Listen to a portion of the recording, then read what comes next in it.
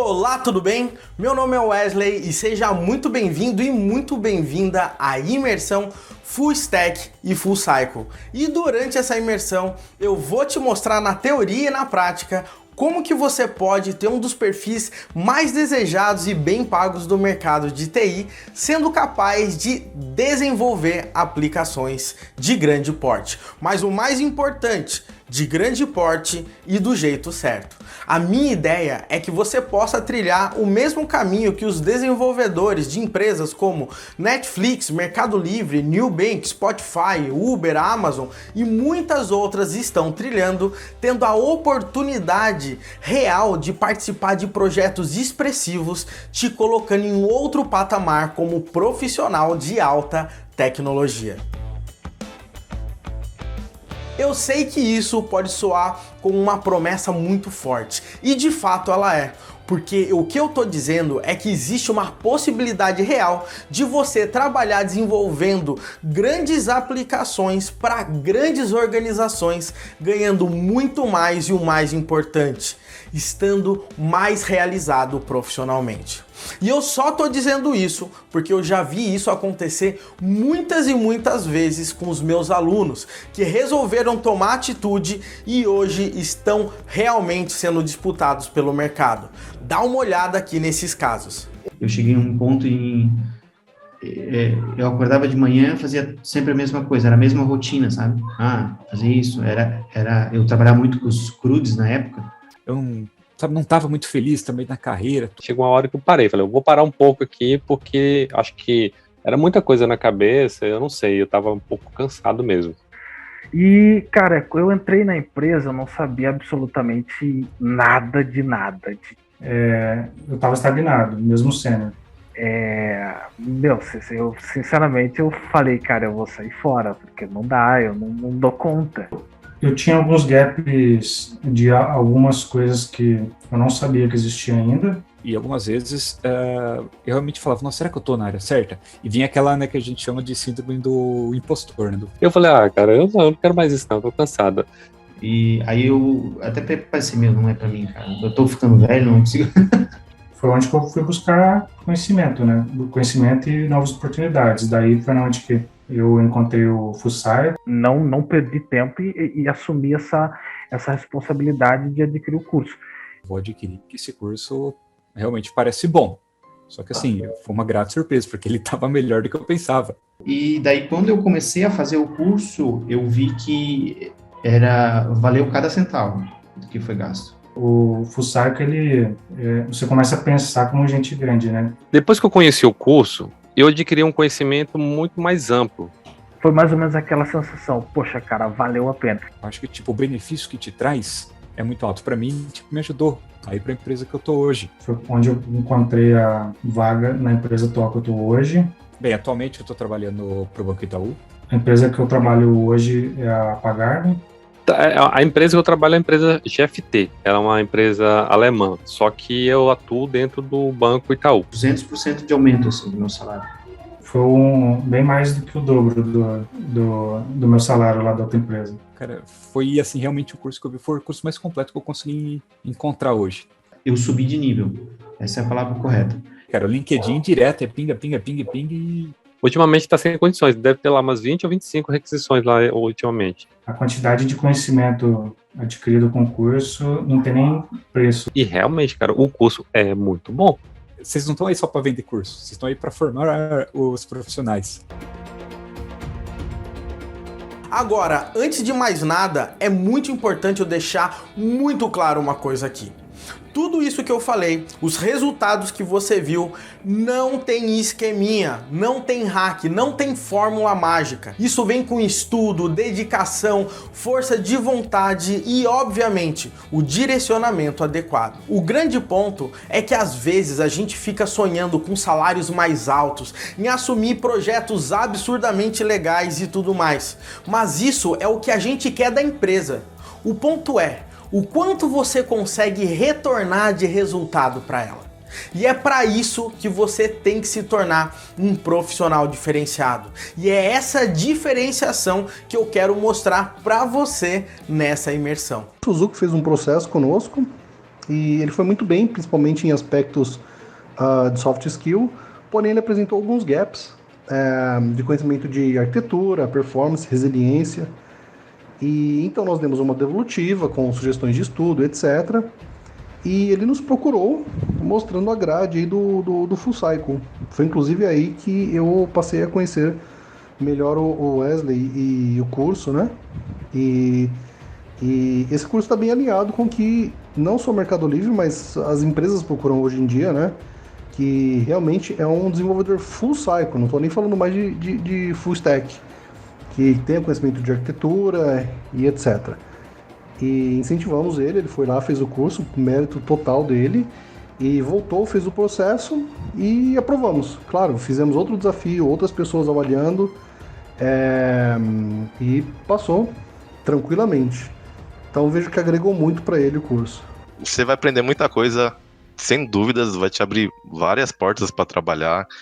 E pode ver como exemplo, eu fui contratado recentemente para o Mercado Livre, e esse lugar é referência no mercado de trabalho de TI, né? O segundo ou primeiro lugar de Great Place to Work. Então, vale a pena sim, só ter dedicação e foco. Com certeza vai alcançar um objetivo grande. Nesses últimos 12 anos, eu tive a oportunidade de contribuir diretamente na formação de mais de 300 mil desenvolvedores. Eu criei a School of Net, a Code Education e o projeto Full Cycle. E de fato eu acredito que com essa experiência, ela me ajudou a entender como que um profissional ele deve se destacar no mercado. Fala Dev, beleza? Hoje eu tô aqui pra falar um pouquinho sobre esse cara que é o Wesley Williams. Eu conheci o Wesley muito tempo antes dele me conhecer, porque quando eu comecei a estudar programação, lá em 2011, mais ou menos, o Wesley já estava lá com a School of Net, dando vários cursos de PHP. Na época eu aprendi muito PHP orientado a objeto. Eu lembro até hoje, eu tenho a conta lá, se ele procurar vai estar lá. E é muito legal porque o Wesley ele tem essa trajetória e se a gente for botar na ponta da caneta, assim, a pessoa que provavelmente mais contribuiu para a educação tecnológica no Brasil hoje, eu acho que foi o Wesley Williams. Assim, eu lembro de poucos nomes que conseguem se comparar a essa figura aí. E o Wesley ele começou esse projeto novo aí do Full Cycle, né? E aí a gente foi conversando muito tempo. E quando ele foi conversar comigo, me chamar pro primeiro conteúdo, eu falei, cara, velho, eu mandei pra todos os meus amigos que começaram a estudar na mesma época. Eles ficaram, meu Deus, cara, como é que o mundo é tão pequeno? E a gente foi se encontrar nesse momento, né? Mas o Wesley é uma pessoa fantástica, tanto profissionalmente quanto no pessoal, né? A pessoa que eu admiro muito. E esse projeto dele é algo que nenhuma outra pessoa no Brasil, quiçá no mundo, tá fazendo igual, que é o projeto de levar esse conhecimento de microserviços, dessa arquitetura mais distribuída mais a fundo, coisa que grande parte das outras empresas ainda não conseguiram entrar nessa parte. Eu acho que o Wesley ele tem muita propriedade para falar desse assunto, porque ele já lidou com dos mais diversos tipos de softwares diferentes, dos mais diversos tipos de arquitetura. É uma pessoa que carregou essa bagagem já de muito tempo e já consegue fazer esse tipo de comparação de várias alternativas que ele já percorreu e várias coisas que ele já testou na vida toda dele. Então é uma pessoa que eu admiro muito pelo conhecimento técnico que ele tem também. Então, desde o conhecimento de Docker, de pipelines, de CI/CD, toda a parte de Kubernetes, que nunca entrou na minha cabeça. Eu não sei como é que o Wesley consegue colocar tudo isso na cabeça dele. Toda essa parte de SRE, né, de cultura DevOps, e fora a parte de microserviços, a parte de gateway, né, API gateways, o Istio lá. Meu Deus, tem tanta coisa aqui, Cloak, que o Wesley vai falando, que eu fico, meu Deus, cara, tem tanta coisa que eu também ainda tenho que aprender, né, e é legal porque eu vou seguindo o conteúdo dele, ele vai seguindo o conteúdo aqui da Rocket, a gente vai trocando essas figurinhas. Mas eu confio plenamente no Wesley, é uma pessoa que eu sempre acompanho, tanto nos canais, eu sempre acompanho muitos vídeos dele também, para conseguir aprimorar meus conhecimentos nessa parte de microserviços. Hoje, basicamente, o meu foco está em te ajudar a te tornar um desenvolvedor capaz de criar aplicações de grande porte do jeito certo. E eu quero que você tenha um perfil que empresas como a Netflix chamam de Full Cycle Developers, que são desenvolvedores capazes de entregar aplicações de ponta a ponta, desde arquitetura até o deploy e o monitoramento. Para te ajudar nessa jornada, eu vou fazer com que você passe por uma experiência completa trabalhando com sistemas baseados em microserviços, ou seja, um sistema que é dividido em pequenos sistemas especializados e independentes que, quando eles trabalham em conjunto, eles conseguem alcançar o seu objetivo. E é exatamente essa arquitetura que muitas dessas grandes empresas estão adotando atualmente. A ideia é que, quando você consegue desenvolver e participar do fluxo completo de entrega desses tipos de sistema, o nível de experiência e habilidades adquiridas durante todo esse processo são gigantescas. Normalmente eu comparo isso com um músico que está praticando ali o seu instrumento. Nesse caso, ele dita as regras, ele escolhe o ritmo, o compasso, o tom e tudo mais. Mas quando esse mesmo músico é obrigado a entrar para tocar numa orquestra, tudo muda completamente. Ele tem que trabalhar em conjunto, logo, não necessariamente ele vai poder escolher o tom, o ritmo e etc. A mesma coisa acontece com nós desenvolvedores.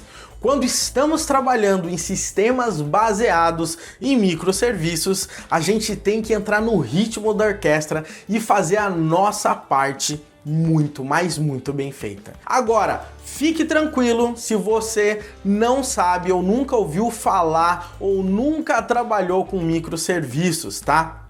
O objetivo dessa imersão é esse mesmo, fazer você aprender muito para a sua carreira, no final das contas, decolar. Logo, a cada dia liberaremos um vídeo que abordará na teoria e na prática os assuntos e tecnologias que acreditamos serem altamente relevantes para você iniciar nessa jornada como um Full Cycle Developer e fazer com que a sua carreira vá para um próximo nível. Além disso, se você também tem a intenção de se tornar um desenvolvedor Full Stack, você também está no lugar certo. Durante essa imersão, focaremos em tecnologias e arquiteturas para front-end e back-end.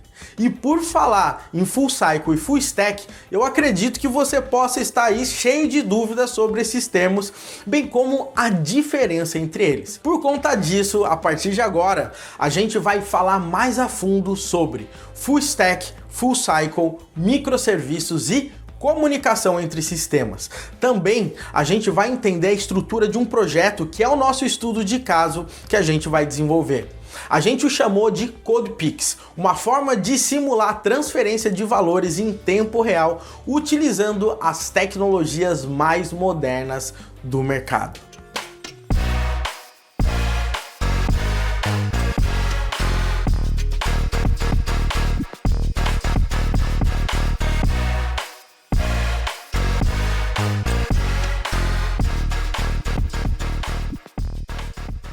Bora falar sobre Full Cycle versus Full Stack. Eu não preciso nem falar que os sistemas de hoje em dia, eles são mais do que críticos. Se as empresas saírem do ar, milhões e milhões são perdidos. E é algo que definitivamente não pode acontecer. E para isso, elas começaram a investir cada vez mais em tecnologias, metodologias de desenvolvimento para entregar cada vez mais rápido essas soluções. Uma das formas que o mercado encontrou para produzir software foi através de trabalhar com profissionais especialistas, cada um ali na sua função, mais ou menos naquele filme do Charlie Chaplin, chamava Tempos Modernos, que cada um ali na linha de produção fazia apenas uma coisa e quando tudo era juntado, saía então o produto final. Basicamente, fazer um software se tornou um processo de fabricação, cada um ali no seu quadrado. Porém, cada dia mais, os sistemas grandes ficavam ainda maiores e como nada é definitivo no mundo da tecnologia, novamente a dinâmica tem mudado. Grandes sistemas começaram a ser divididos em sistemas menores e isso, de forma resumida, é o que chamamos de microserviços. E para facilitar o processo de desenvolvimento desses microserviços, as empresas começaram a separar os seus desenvolvedores em pequenas equipes. Logo, esses profissionais eles tiveram que deixar de ser apenas especialistas. Eles agora precisam arquitetar, desenvolver, testar, deployar, monitorar e eventualmente dar suporte aos seus microserviços. Ou seja, eles precisam ser desenvolvedores full cycle. Caso contrário, os mesmos aí podem ficar rapidamente fora do mercado desse mundo corporativo. Parece que até voltamos lá na década de 2000, onde um desenvolvedor tinha que saber fazer um pouco de tudo. Só que não. Hoje em dia, o nível de responsabilidade de um desenvolvedor aumentou absurdamente. Os desenvolvedores precisam dominar um ferramental muito grande para que as aplicações possam ser deployadas diversas vezes no mesmo dia e muitas vezes de forma 100% automática, com grandes processos de testabilidade. Fora que os níveis de detalhes no processo de monitoramento ali são absurdos. E talvez você deva aí estar se perguntando, mas da onde que veio aí esse termo Full Cycle Developer? Esse termo ele veio da Netflix em 2018 através de um artigo chamado Full Cycle Developers at Netflix, apresentando diversas tentativas frustradas de organizar o processo de desenvolvimento na empresa, até que eles chegaram exatamente nesse modelo. Inclusive, eu tive a grande oportunidade de entrevistar o Greg Borrell, que ele é engenheiro sênior ali na Netflix, trabalha há mais de 15 anos e é um dos idealizadores desse modelo.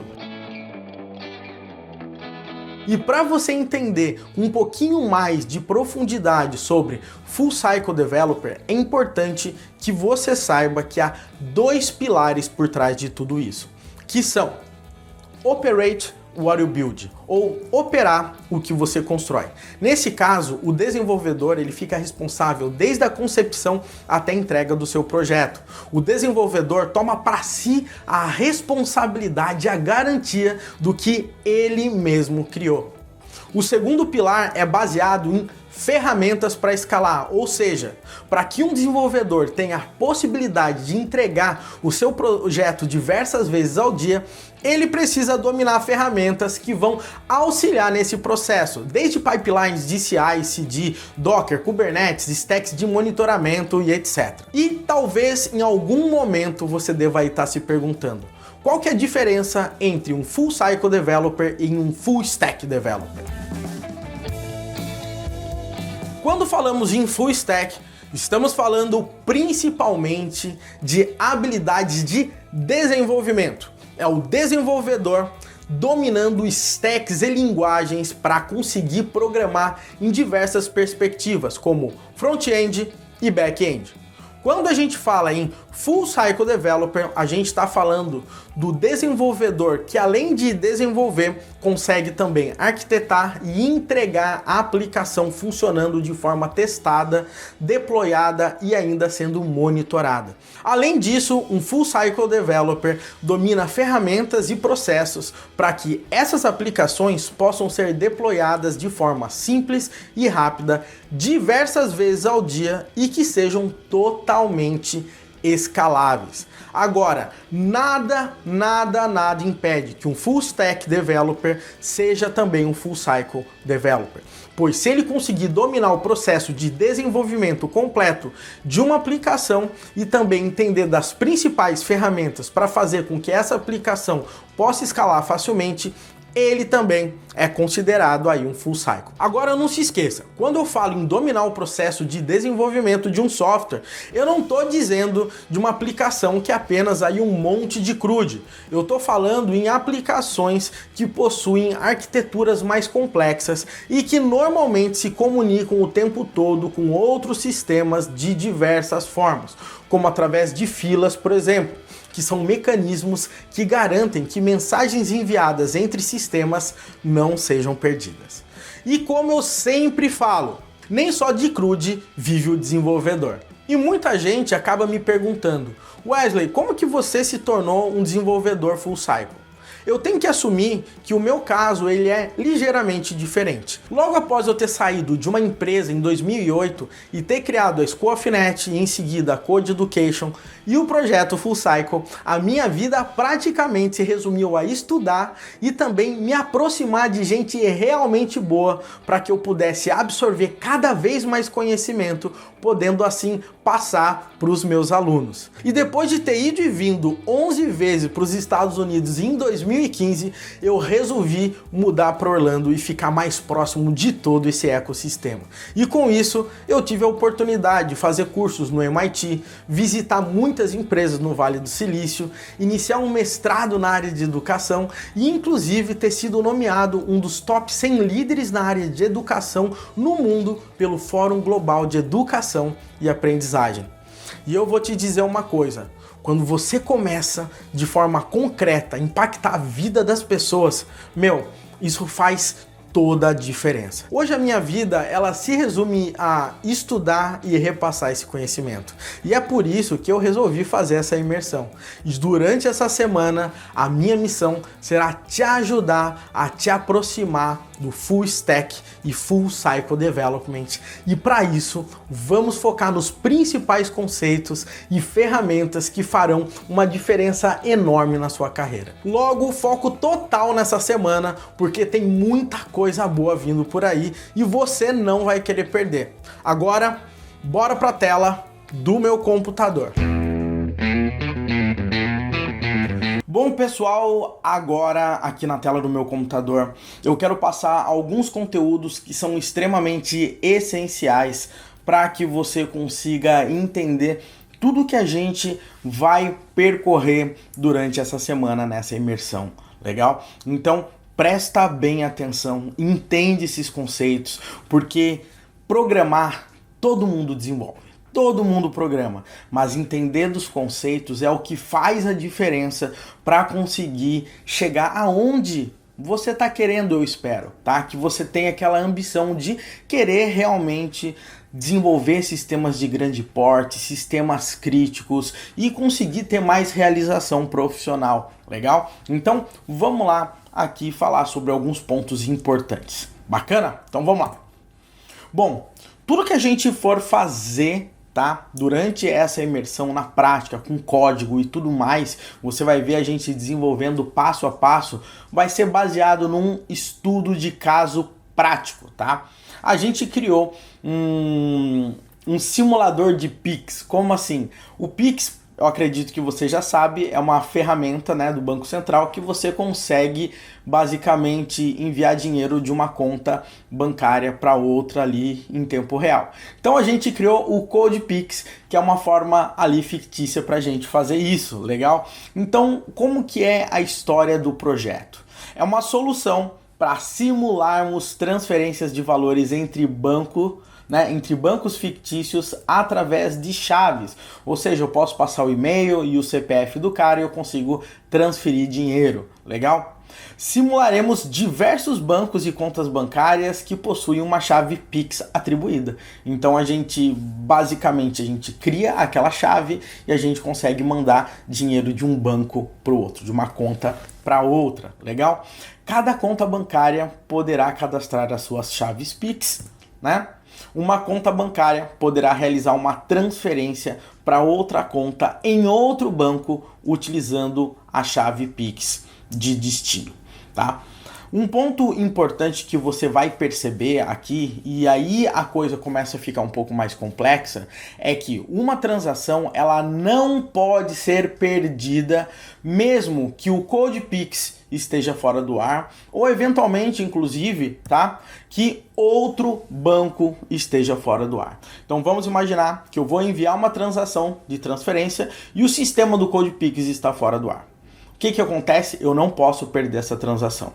Ou eu mando a minha transação, cai no CodePix, mas o banco que vai receber essa transação também está fora do ar. Não posso perder essa transação. Legal? Então a gente tem alguns requisitos super importantes aqui para você, para a gente conseguir seguir. Maravilha?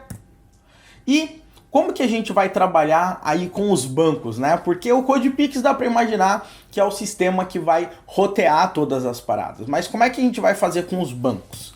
Vai funcionar da seguinte forma: o banco será um microserviço com funções limitadas a cadastro de contas e chaves Pix, bem como as transferências de valores. Então, o que a gente vai fazer? A gente vai criar uma aplicação.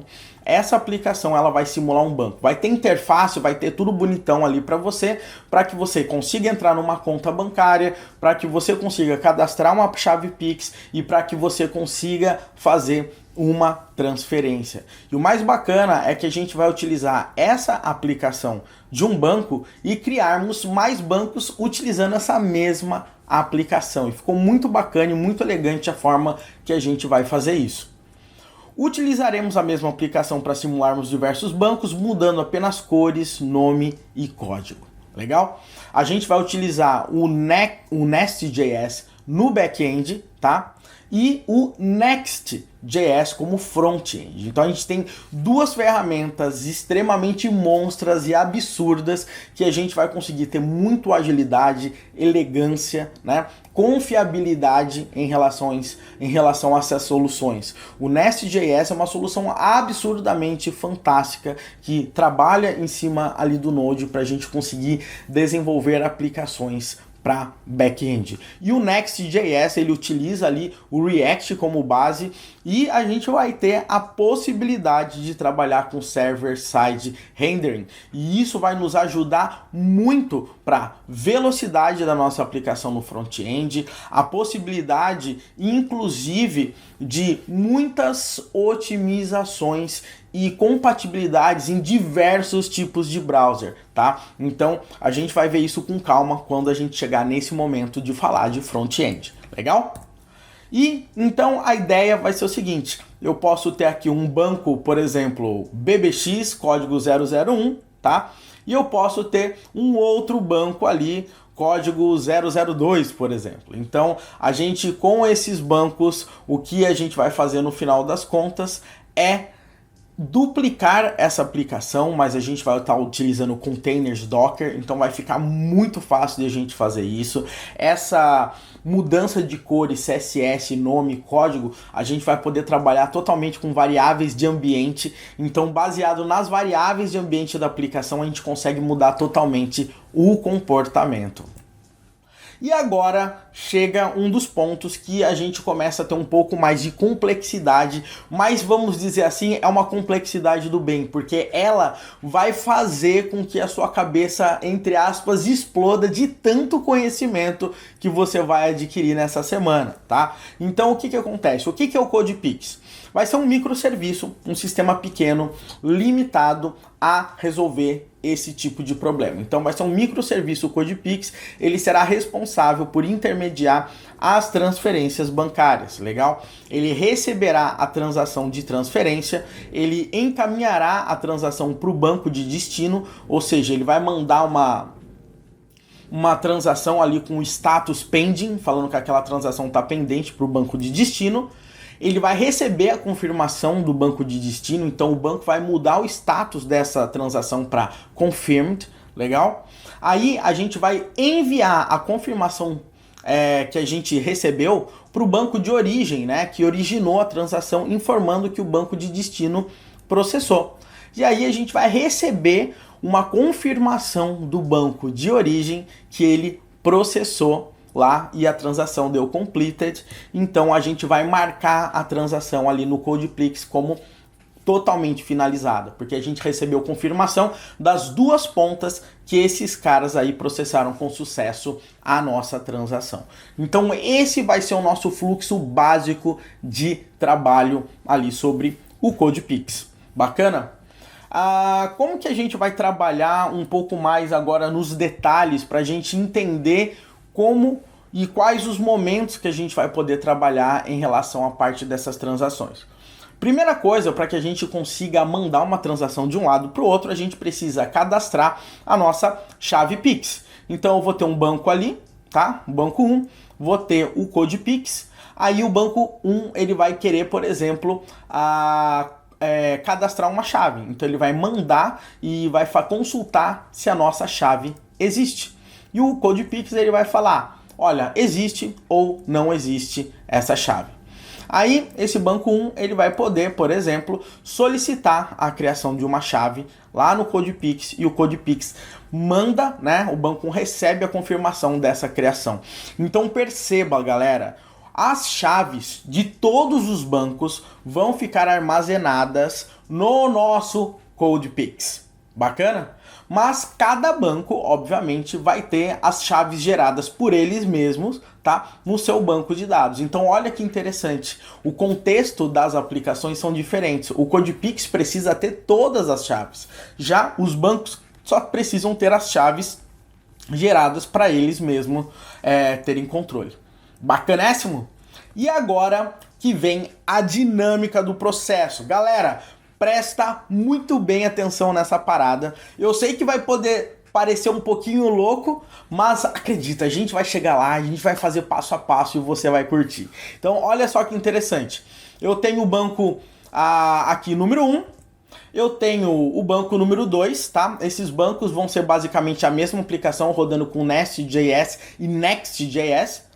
E nós vamos ter o CodePix, que a gente vai utilizar uma linguagem absurdamente fantástica, absurdamente poderosa, absurdamente utilizada por grandes empresas no mercado, tá? Que é a Golang. É uma linguagem criada pelo Google e é uma linguagem muito bacana de se trabalhar. E acredite, os programadores hoje que trabalham com Golang, eles estão sendo procurados aí pra caramba no mercado. E uma coisa muito bacana, é uma das linguagens que mais está pagando bem no mercado. Bacana? Então vamos lá, como é que a gente vai trabalhar com a dinâmica desse processo? Quando a gente quiser iniciar um processo de uma transação, vai funcionar o seguinte: o banco que vai iniciar a transação, ele vai verificar se a chave que ele vai mandar de destino, né, que ele vai querer transferir o dinheiro, existe, né? Então ele vai consultar isso no CodePix e vai confirmar que a chave existe. A chave existindo, ele vai iniciar a transação. Então ele vai passar ali qual é a chave que ele quer transferir a conta, o dinheiro, né? Ele vai falar qual que é a conta de origem dele e ele vai falar, obviamente, também quanto, né, o valor que ele quer trabalhar, a descrição dessa transação. E aí o que vai acontecer? O CodePix vai registrar a transação no banco de dados dele ali. Aí o que vai acontecer? Uma vez que a transação iniciou ali no CodePix, o CodePix vai enviar essa transação pro banco de destino. E o banco de destino, o que ele vai fazer no final das contas? Ele vai retornar aqui pra gente falando que ele confirma o recebimento da transação e que ele já processou a transação lá. E aí o que vai acontecer? O CodePix vai mudar o status da transação para confirmed. Legal? Aí o que acontece? O CodePix vai informar o banco de origem que a transação foi confirmada pelo banco de destino. Então, ele vai fazer essa confirmação. E o banco, né, de origem vai retornar para o CodePix falando que ele terminou o processamento lá e agora o status aqui está completed. Então, na hora que o banco 1, né, ele manda a transação fica pendente lá com ele, tá? Até ele receber a confirmação final que o outro banco processou. E daí, sim, ele marca a transação como completed e, obviamente, a gente finaliza a transação mudando ela para completed no CodePix. Galera, obviamente tudo que a gente está falando e fazendo aqui é totalmente fictício, tá? Tá muito longe de ser algo que os bancos utilizam. Os níveis de complexidade que os bancos têm hoje, obviamente, são infinitamente maiores. Mas é legal a gente ver uma dinâmica dessa, porque você vai ver o quanto você vai aprender só com essa dinâmica de comunicação. Legal?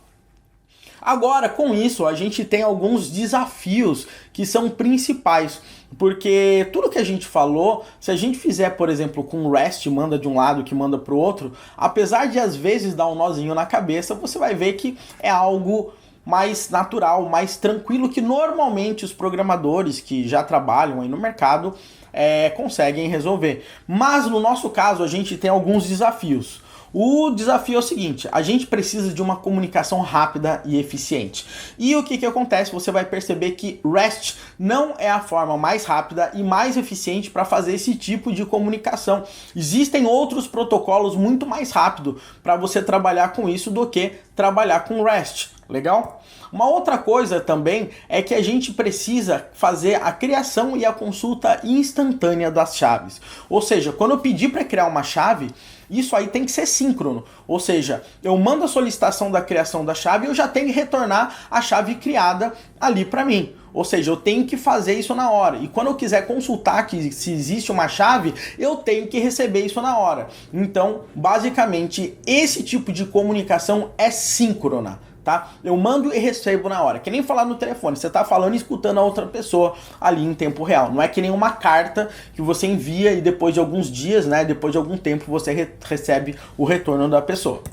E também a gente tem que ter a garantia que nenhuma transação seja perdida, mesmo que qualquer dos 3 sistemas estejam fora do ar. Porque pode acontecer que na hora que eu mando a transação o CodePix está fora, pode ser que na hora que o CodePix vai mandar para o banco de destino o banco está fora, pode ser que na hora que o banco de destino manda para o CodeFix, o CodeFix pode estar fora, e na hora que a gente manda para o banco de origem de volta a confirmação, o banco de origem esteja fora, e a confirmação do banco de origem para o CodeFix, nesse momento o CodePix pode estar fora. Então eu não posso perder o fluxo dessa transação de forma alguma, legal? Então esse tipo de processamento vai ser totalmente assíncrono. Então isso significa que a gente vai iniciar a transação, aí o sistema vai começar a processar, resolver o problema no tempo dele, de acordo com a disponibilidade do banco, de acordo com a carga de consumo e tudo mais, e quando terminar, ele vai informar o banco. Eu não preciso pegar o resultado de imediato, apesar que esse processo vai ser bem rápido, mas ele não é síncrono. Legal? E para isso a gente vai utilizar 2 tecnologias para comunicação ali principais. A primeira tecnologia é o gRPC, tá? O gRPC basicamente ele é um framework não digo que ele é o protocolo, mas ele é um framework que ele vai trabalhar utilizando o HTTP2 e uma tecnologia chamada Protocol Buffers que vai transacionar os dados em formato binário, ou seja, vai ser muito mais rápido durante todo esse processo. Trabalhar com gRPC é muito comum hoje em dia no mercado para utilizar principalmente em situações como essa, entre microserviços e sistemas se comunicando. Legal? Você vai aprender e entender todos esses principais conceitos que o gRPC tem para oferecer e isso aí vai te ajudar muito na sua carreira.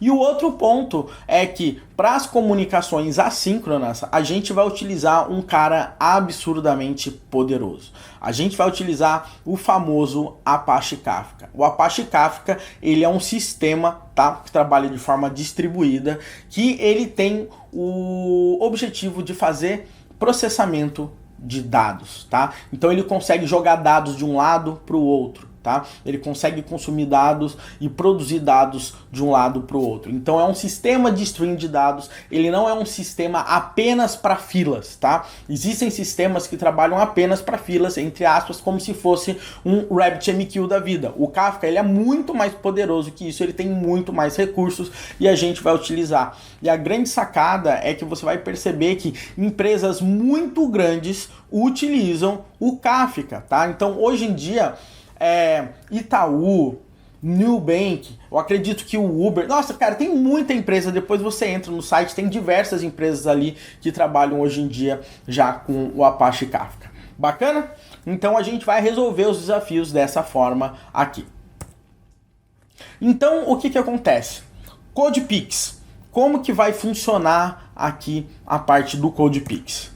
Ele vai ser capaz de atuar como um servidor gRPC, ou seja, as pessoas que vão mandar as transações para criar e consultar a chave, né, o sistema do banco, vai fazer essa consulta e a criação da chave utilizando o gRPC, então o CodePix ele vai atuar como um servidor gRPC.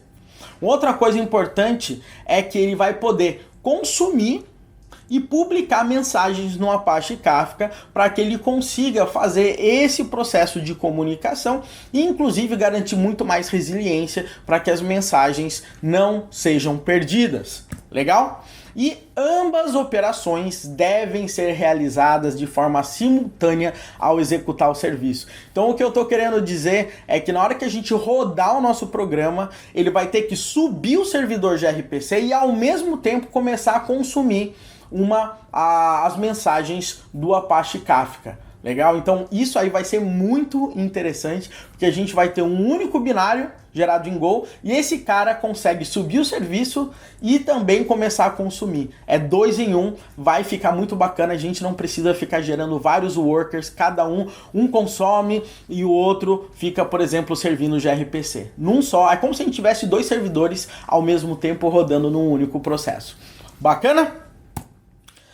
E a gente vai trabalhar, tá, com um design focado em solucionar problemas de domínio. A gente vai ser um pouco mais orientado aí a DDD, Domain Driven Design.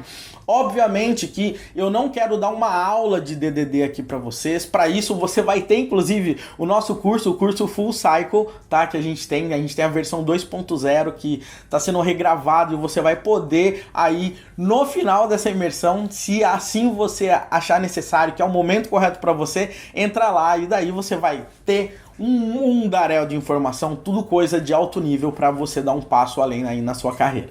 Bacana?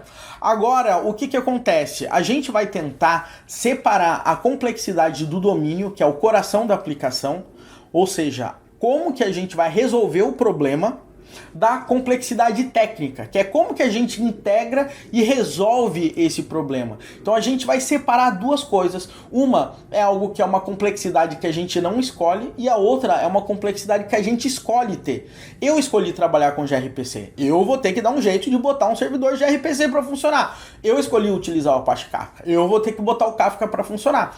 Mas a complexidade de domínio, ou seja, criação de chaves, gerenciamento das chaves, trabalhar ali com transação, isso aí é complexidade do negócio e a gente vai resolver isso trabalhando também, ok? E a gente vai deixar a complexidade técnica para uma camada de aplicação. Então a gente vai ter, por exemplo, uma camada de domínio que vai resolver a complexidade do negócio.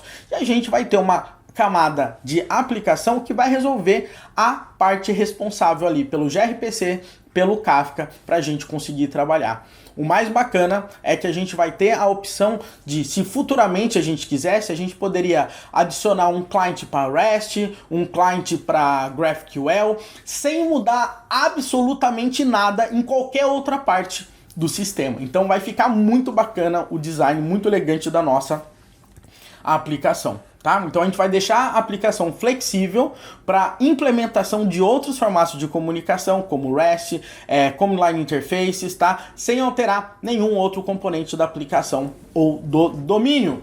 Legal?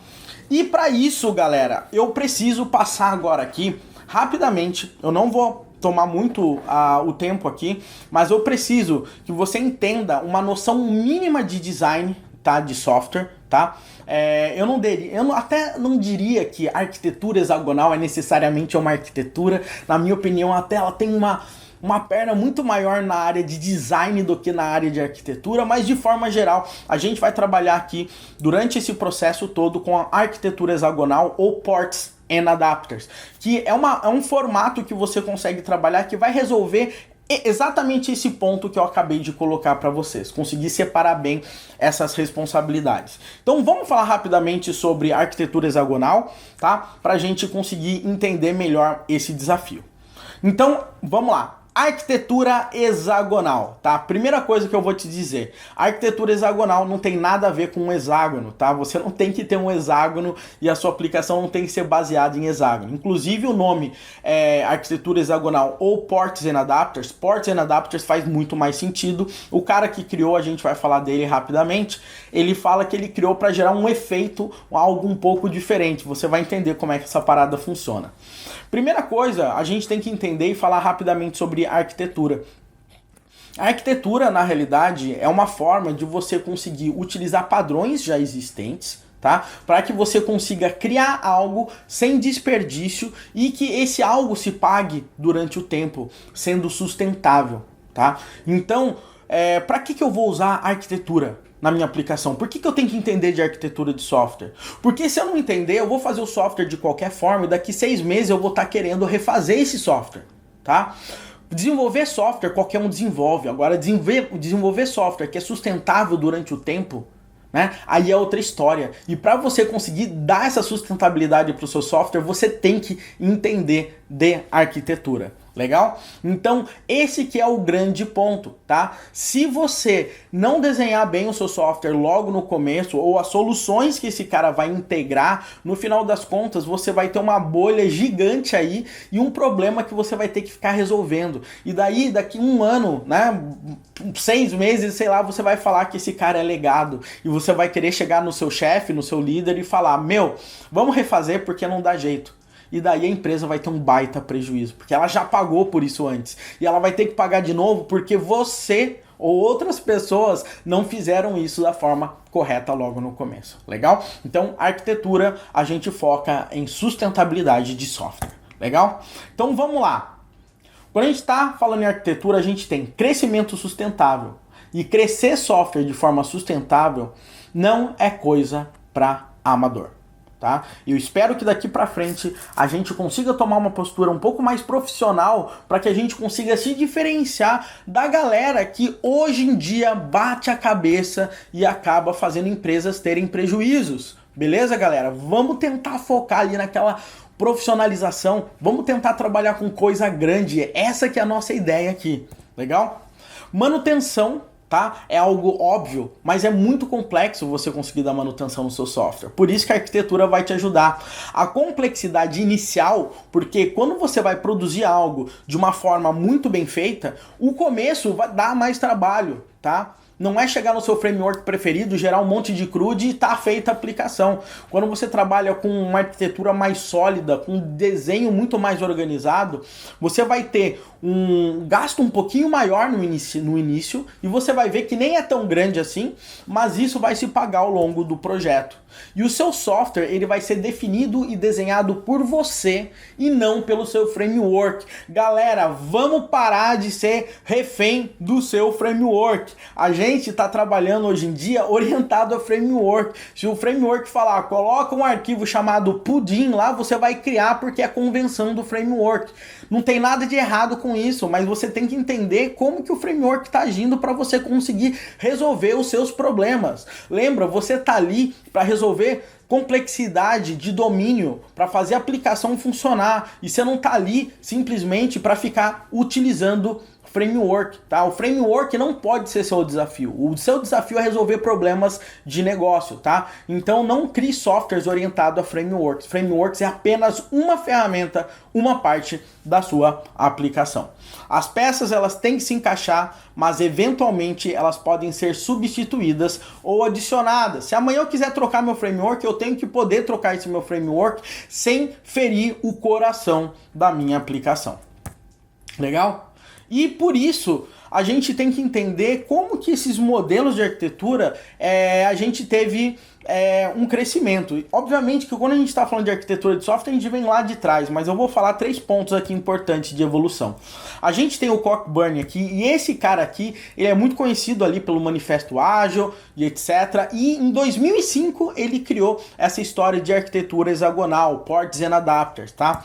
E o que acontece? O desenho inicial, inclusive se você for no post inicial onde ele veio com essa ideia, o desenho é exatamente esse aqui. Você tem a aplicação no meio que resolve os problemas da aplicação e você tem adaptadores em volta da sua aplicação que podem conseguir se comunicar com ela. Então o que ele está querendo dizer aqui é que qualquer pessoa, qualquer outro sistema pode se conectar na minha aplicação através de portas que eu vou disponibilizar e eu vou ter adaptadores para minha aplicação se conectar a algumas outras coisas ali também. Conforme isso foi evoluindo, a gente começou a ter diversas iniciativas todas semelhantes a essa história da arquitetura hexagonal. A gente tem aqui o Palermo, ele é Microsoft MVP, ele trabalha nessa empresa chamada Clear Measure e em 2008 ele veio com essa história de Onion Architecture, tá? E se você olhar isso aqui, é muito parecido com o que o Cockburn falou, tá? Se você perceber, você tem o Application Core aqui que ele coloca, que basicamente é a sua aplicação, mas ele detalha um pouco mais o que é essa application. Então eu tenho o Domain Model, basicamente, que é o meu domínio, as minhas entidades, aquelas coisas que vão ser únicas, que vão definir minha aplicação. Eu tenho o Domain Services, que basicamente é uma camada onde esses models, essas coisas, eles podem se falar ou executar transações entre si. Legal? E eu tenho os Application Services, que são basicamente aqueles layers que vão lidar com complexidades para fazer acesso a essa camada aí de domínio. Legal? E por fora eu posso plugar testes, infraestrutura para eu trabalhar com banco de dados, criar interface do usuário. Legal? E em 2000, tá? E pouco, eu acho que é 2015, eu já falo, eu tenho aqui a data, a gente tem o famoso Uncle Bob, tá? Ele é um dos autores também no Manifesto Agile, ele é o criador do Solid, lá em 2000, se você usa Solid, esse cara aí te ajudou, né? E ele criou, né, ele foi famoso também por criar o conceito aí de Clean Code em 2009, e ele criou esse conceito, né, inclusive tem livro sobre isso, chamado de Clean Architecture, tá?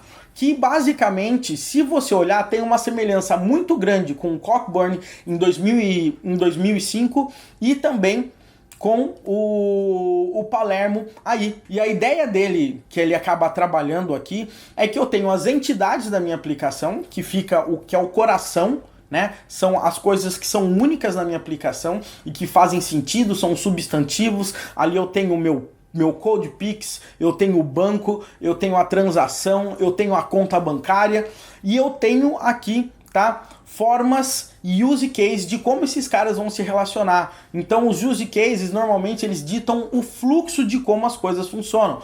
Por exemplo, cria um banco, depois cria uma conta, depois gera uma transação. Perceba que criar banco já está nas regras da entidade, criar conta já está na regra de entidade, criar transação já está na regra da entidade, mas o use case ele gera esse fluxo e acaba integrando essas outras camadas. E daí eu posso ter integrações, as pessoas chegando na minha aplicação através de controladores, eu posso ter formatos prontos e camadas prontas para eu conseguir fazer apresentações e trazer somente os dados que me importam e gateways para eu trabalhar com integrações, tá? Então se você olhar aí, eu tenho algumas formas de adaptar e conseguir me conectar nessa aplicação. A gente vai trabalhar uma variação, vamos dizer, desses três formatos, utilizando também padrões de projetos muito consolidados e utilizados normalmente, praticados pelo DDD, que é Domain Driven Design. A nossa ideia é resolver o coração da aplicação e não deixar a aplicação mais complexa do que ela é. Tem um problema muito grande hoje em dia, galera, que quando a gente fala em DDD, a gente vai ver a aplicação, a gente tem um medo de mexer na aplicação porque a parada simplesmente é medonha mesmo. Eu falo assim, cara, você tá deixando a aplicação mais complexa do que ela era para ser. E DDD não é isso, a sua aplicação tem que ficar mais simples, porque a gente tem que resolver o problema e não gerar mais problema, basicamente, tá? Então eu quero mostrar agora para você como que vai ser a estrutura e as camadas da aplicação do CodePix. Como que vão funcionar as nossas aulas. Hoje ainda a gente vai iniciar essa aplicação, depois a gente vai ter mais 2 dias de aula para a gente terminar. Depois disso a gente vai ter um dia para criação do back-end num banco e um outro dia para a criação do front-end do banco. E depois a gente vai botar essa parada aí utilizando Docker, Kubernetes e tudo mais. Obviamente a gente já vai iniciar do zero, sempre trabalhando com Docker para manter o ambiente de todo mundo. Inclusive, se você não souber nada de Docker, eu tenho um vídeo, uma live que eu fiz no Esquenta da imersão, que é super completo, eu recomendo você dar uma olhada antes de iniciar a codificação, inclusive se você não souber nada de Docker. Legal? Então como é que vai funcionar essa estrutura nossa aqui? Seguinte, eu dei um print, basicamente, das pastas do nosso projeto. E eu não quero que você se assuste. Acredite, vai começar a fazer muito sentido isso para você. Se é que já não fez, tá? Então o que acontece é o seguinte, primeira coisa que a gente tem que entender, que uma das pastas principais aqui é a pasta de domain. O domain é onde a gente vai ter as nossas entidades. Perceba que onde eu tenho a modelagem do meu negócio. É aí que está o coração do meu negócio.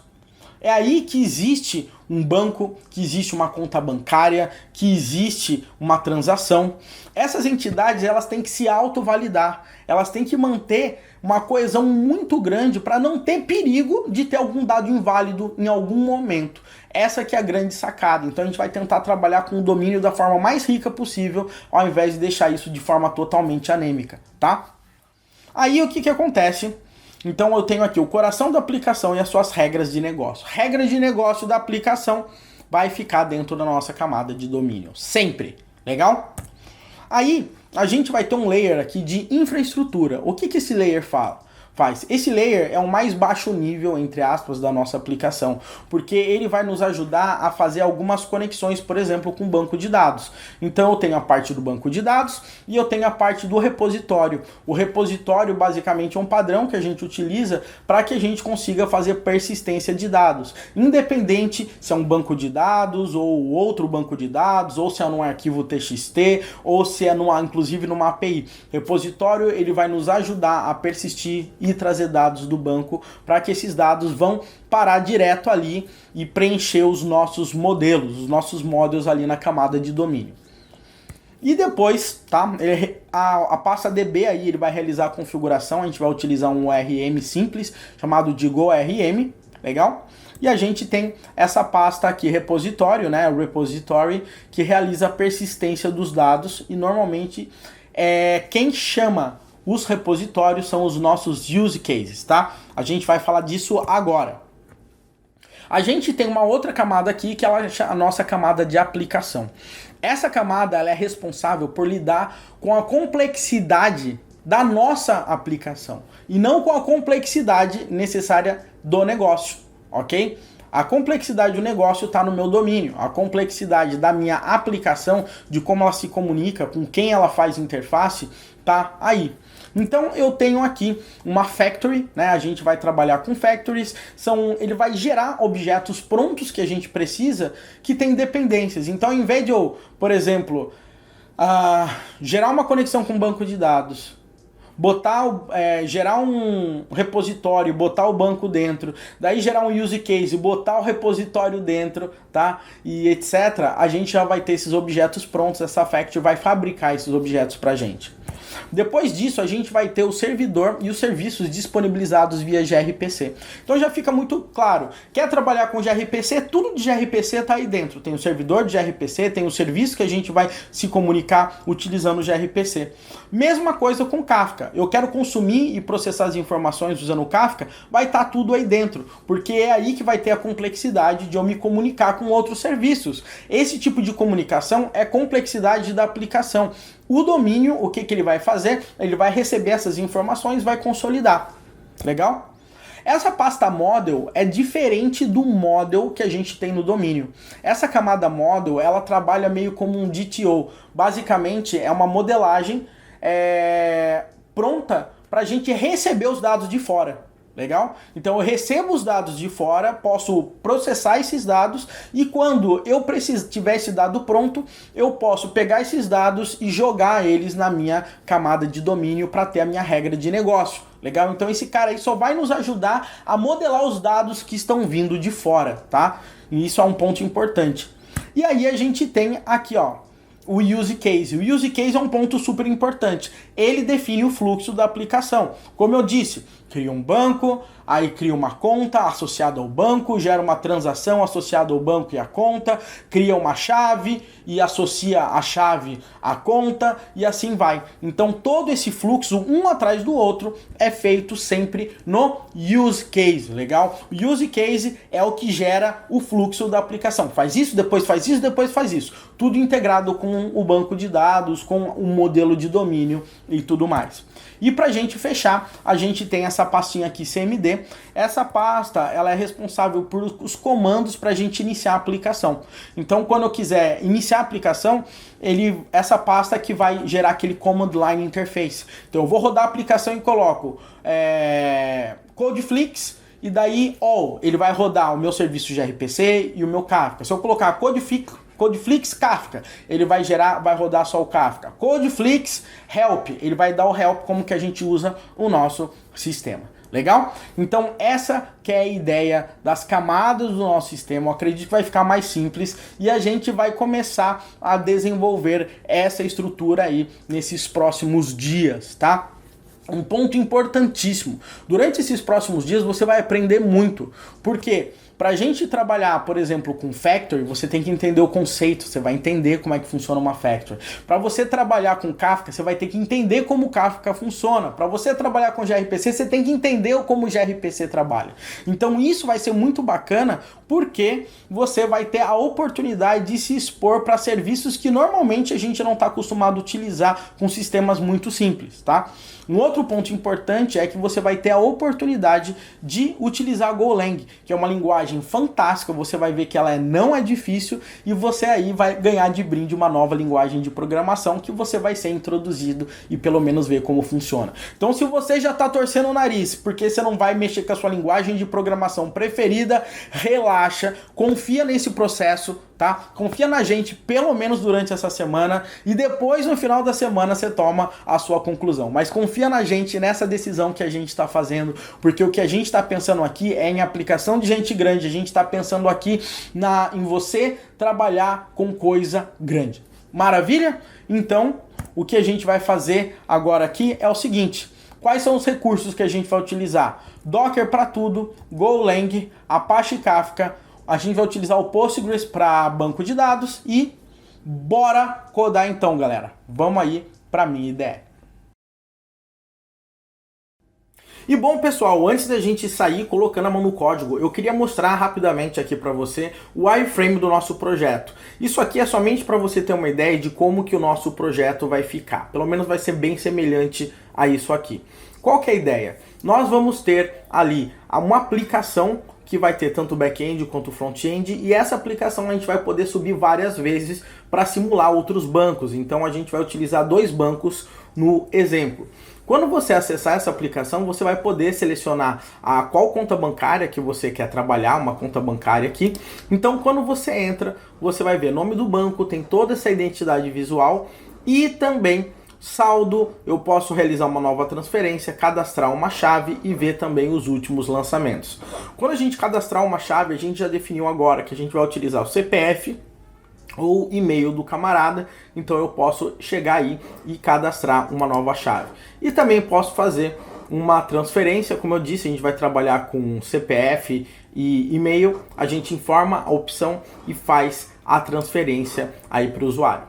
Como a gente pode ver, são telas extremamente simples, mas a grande sacada é que a gente vai utilizar o Next.js para fazer isso. Então a gente vai trabalhar com server-side rendering, vai ser uma experiência realmente fantástica. Mas o mais importante de tudo isso é você entender que o que está por trás dessas aplicações, de como essas aplicações vão se comunicar, é o que vai realmente fazer a grande diferença.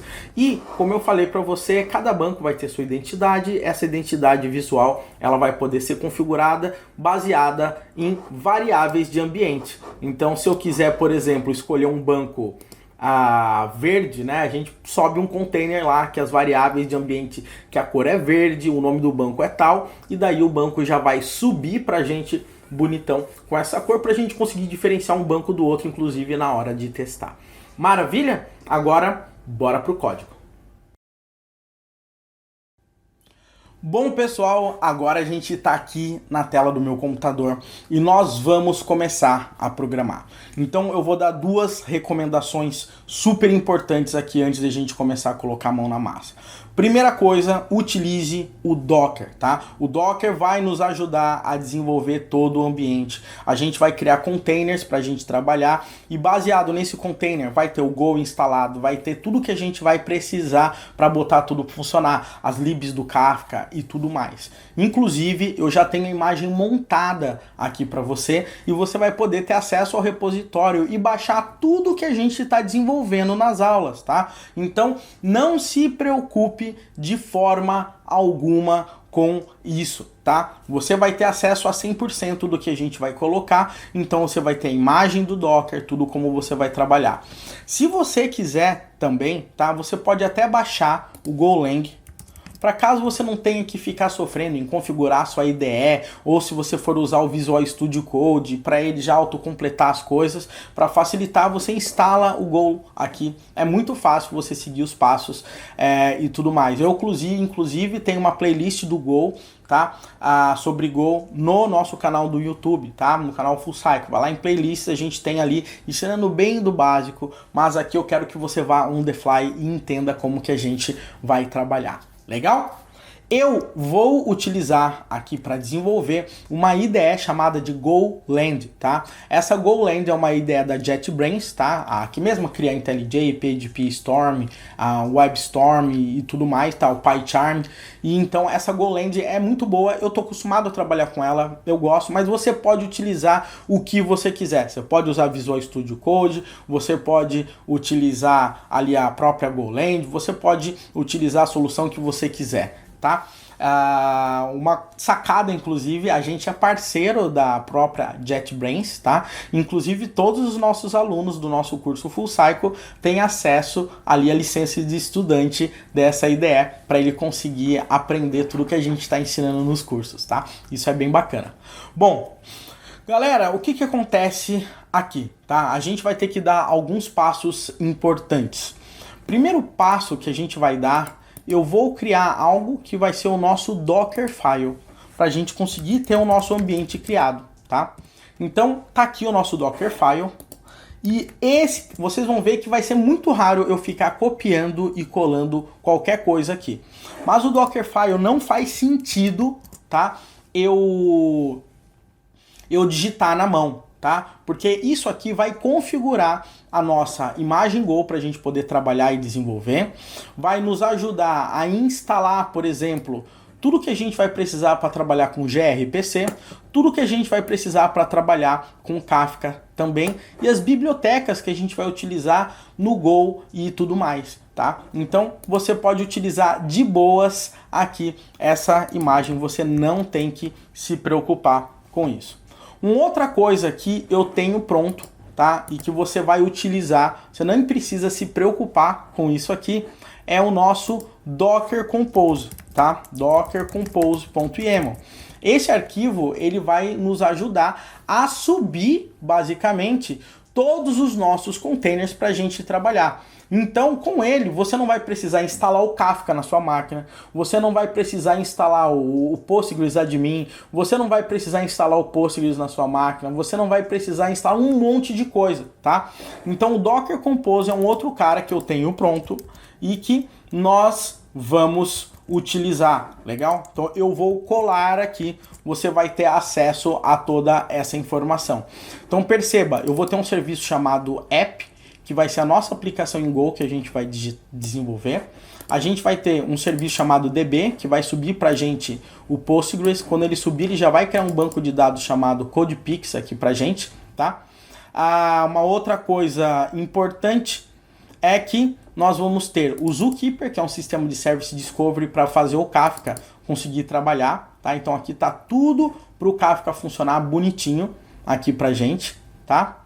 A gente tem aqui um camarada que eu chamo de Kafka Topics Generator, para ele já criar os tópicos do Kafka na hora que ele vai subir. Relaxa com o Kafka, você vai mexer com o Kafka basicamente só quando nós formos implementar essa parte, tá? Mas só estou passando aqui. Tem o Control Center para a gente conseguir visualizar, ter o Kafka mais visual. O PG Admin, basicamente para a gente ter a administração ali do Postgres, legal? Então esse é o cara que a gente vai trabalhar, tá? Então, Esses são os caras aqui. Agora, o que eu vou fazer por primeiro? Eu vou aqui no meu terminal, tá? E vou rodar o bendito comando que vai facilitar pra caramba a nossa vida, que é o docker compose app-d. Esse comando aqui vai fazer esse docker compose subir automaticamente todos os nossos serviços sem a gente precisar fazer mais nada. Então a gente já vai estar prontinho para começar a desenvolver utilizando, tá, o nosso querido, tá, Codeflix. Legal? Codeflix não, Codepix. Eu confundo o Codeflix com Codepix. Codeflix é o projeto que a gente utiliza no nosso curso Full Cycle. Então aqui, galera, você vai ver que ele vai criar a imagem, ele vai rodar um monte de coisa aqui a primeira vez e depois ele vai subir essa parada aqui pra gente, tá? Então a gente só tem que aguardar um pouquinho aqui, ele vai subir. Todo esse build inicial é só na primeira vez e depois você vai perceber que a parada vai ser bem mais fluida. É muito bacana, galera, trabalhar com Docker. Uma coisa importante, se você está utilizando o Windows, eu recomendo sempre que você vá utilizar o Docker com o WSL2. A gente tem uma live que a gente fez no Esquenta também com o Luiz Carlos e ele mostra do zero como você trabalhar. Legal? Agora aqui, galera, como você pode ver aqui, tá? Tá Codeflix, mas é Codepix no final das contas. Depois eu vou renomear, tá, galera? Prometo pra vocês. Não sei porque Codeflix ficou na minha cabeça. Então, o que eu tenho aqui no final das contas, eu tenho todos os meus serviços rodando. Então eu vou dar aqui, ó, um Docker Compose PS, por exemplo, para você ver que eu tenho os meus containers funcionando aqui pra gente. Legal? E esse cara é o único container que morreu, porque a ideia dele é simplesmente criar os tópicos do nosso Kafka. Você não precisa se preocupar com o Kafka agora, como eu te falei. Agora, o que a gente vai fazer? Eu vou pegar o nome desse nosso container inicial, tá? E agora que eu peguei o nosso container principal, né, o nome desse container, eu vou acessar esse container aqui para o comando para facilitar um pouco a nossa vida, tá? Então eu vou colocar docker exec-it, o nome do meu container, e vou digitar aqui bash para eu entrar aqui na minha aplicação, tá? Então basicamente aqui eu vou até renomear essa minha abinha aqui, tá? Para app, porque eu sei aqui que está rodando a nossa aplicação dentro do nosso container, legal? Se você listar os diretórios, você vai ver que eu já estou vendo aqui os arquivos que eu tenho aqui na minha IDE. Bacanésimo? Então, maravilha, a gente já tem o nosso projeto rodando, tá? E agora a gente vai poder começar a codificar e programar em Go na realidade, tá? Então, primeira coisa que a gente vai fazer com o Go, tá? Nós vamos criar um módulo do Go, a gente vai utilizar algo que a gente chama de GoMod, que é uma forma de a gente conseguir trabalhar com Go em qualquer passo do seu computador e ele vai baixar as dependências automaticamente de tudo quanto é pacote externo que a gente vai utilizar de forma automágica, tá? Então a gente vai executar um comando aqui chamado GoMod init, tá? E eu vou colocar um nome do meu módulo. O nome do meu módulo normalmente é o caminho inteiro do seu projeto. Nesse caso vai ser github.com/codeedu/imersão/codepix-go, tá? Vai ser nesse endereço que eu vou subir, inclusive, o repositório para você acompanhar aí em todas as nossas lives. Legal? Então, eu vou dar um Enter aqui e você vai perceber, tá? Que ele vai criar um arquivinho aqui pra gente, tá? Eu vou habilitar a integração aqui com o GoMod aqui na minha máquina para que ele baixe os módulos automáticos na minha IDE também, tá? Então, se você vai ver aqui, ele vai criar um arquivinho aqui chamado GoMod. Esse arquivo, basicamente, ele vai mostrar o nome do seu módulo e a versão do Go. E daí, todas as dependências que a gente for usando, ele vai colocando aqui automaticamente pra gente. Legal? Então, tá aqui a nossa parte do GoMod. A gente está pronto agora para começar, vamos dizer, a colocar a mão na massa, tá? Vamos lá então, galera.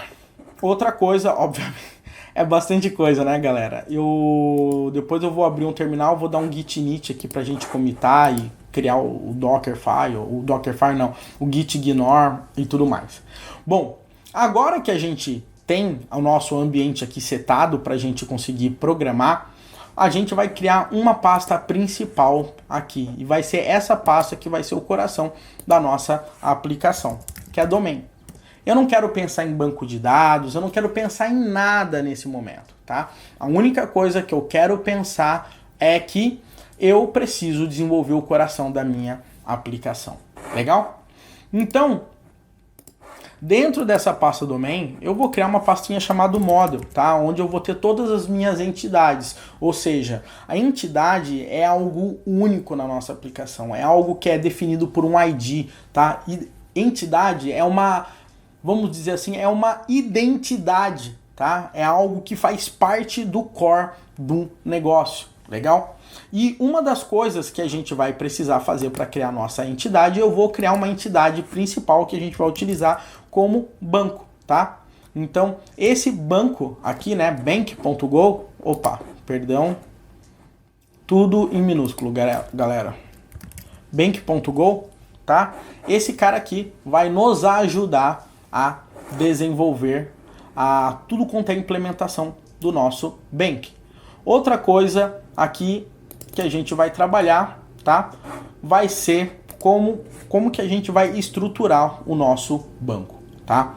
Uma das coisas aqui que a gente vai estruturar, e você vai ver que vai ficar bem simples, é que o Go, ele trabalha no formato de struct, ele não tem classes. O Go não é necessariamente orientado a objetos. A gente fala que o Go tem o Go way de se desenvolver. Então eu vou criar aqui um bank chamado aqui struct, legal? E aqui nesse bank eu vou colocar, por exemplo, o código do banco, tá? Então eu vou colocar o bank code, eu vou colocar o name do banco, o name do banco aqui pra gente, que vai ser uma string, legal? Esse aqui é um ponto importante. O nosso banco também, ele vai precisar ter um ID pra gente conseguir identificar ele de forma única, tá? E esse ID vai ser uma string aqui pra gente. Então a gente tem o nosso banco e a nossa estrutura aqui criada do nosso banco. Uma outra coisa que você vai perceber é que o meu banco eu quero também controlar quando que eu created at, e aqui eu vou falar que eu vou usar time.time. Perceba que o meu Go, a minha ideia já importou o time aqui para mim, e o updated at, que vai ser também time.time. Bacana? Então temos aqui o nosso querido banco, tudo bonitinho aqui pra gente trabalhar. Agora tem uma coisa bem interessante quando a gente trabalha com o Go. O Go, ele consegue nos ajudar a trabalhar com tags. As tags basicamente vão nos ajudar a trabalhar com serialização. O que que isso significa? O que que significa trabalhar com serialização? Trabalhar com serialização significa que quando eu tenho aquela struct, eu posso serializar, por exemplo, ela para JSON. Então ele já consegue converter isso aqui certinho no formato JSON, por exemplo. E para fazer isso, basta eu fazer assim, ó. Eu vou colocar um backtick aqui, né, como se fosse uma crase, e eu vou colocar assim, ó, JSON, e aqui eu vou colocar ID. Então o Go sabe que todas as vezes que... faltando aspas do meu ID aqui. Todas as vezes que eu quiser trabalhar aqui com ID aqui no Go, né, ele vai transformar esse ID aqui em JSON. Aqui mesma coisa, eu vou colocar em todos esses caras, eu vou colocar aqui então dessa forma.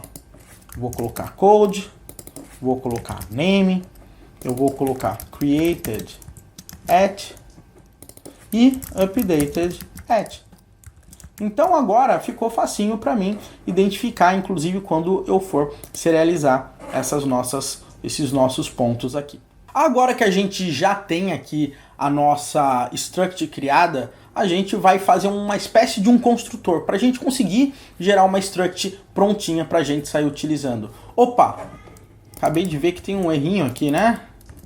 Aqui é JSON e aqui é code. Aqui é JSON e aqui é name. E aqui é JSON created at, aqui para mim. E aqui é JSON updated at. I'm so sorry, guys. Show de bola? Então, o que eu vou fazer agora aqui, tá? Eu quero, ao invés de eu gerar o objeto dessa forma e sair instanciando sempre na mão esse cara, eu vou fazer o seguinte, quando precisar gerar uma nova struct aqui para mim. Eu vou criar uma função chamada de func new bank. E não é o new bank, né? Vocês sabem. E o new bank aqui, ele vai receber o que aqui pra gente? Um code string e um name string. E ele vai retornar pra gente 2 valores. No Go a gente pode fazer a nossa função retornar sempre 2 valores. Então eu vou colocar aqui e eu vou colocar error. Então ou ele vai me retornar um banco, o objeto do meu banco aqui gerado, ou um erro. Wesley, por que você está usando esse ponteirinho aqui? Para sempre quando eu tiver esse objeto, em qualquer local que eu utilizar, ele estiver apontando para a mesma referência, eu estou falando sempre dele, tá? Então, mas não se preocupa com isso agora. Então eu vou fazer o seguinte, eu vou fazer aqui bank é igual a new bank, tá?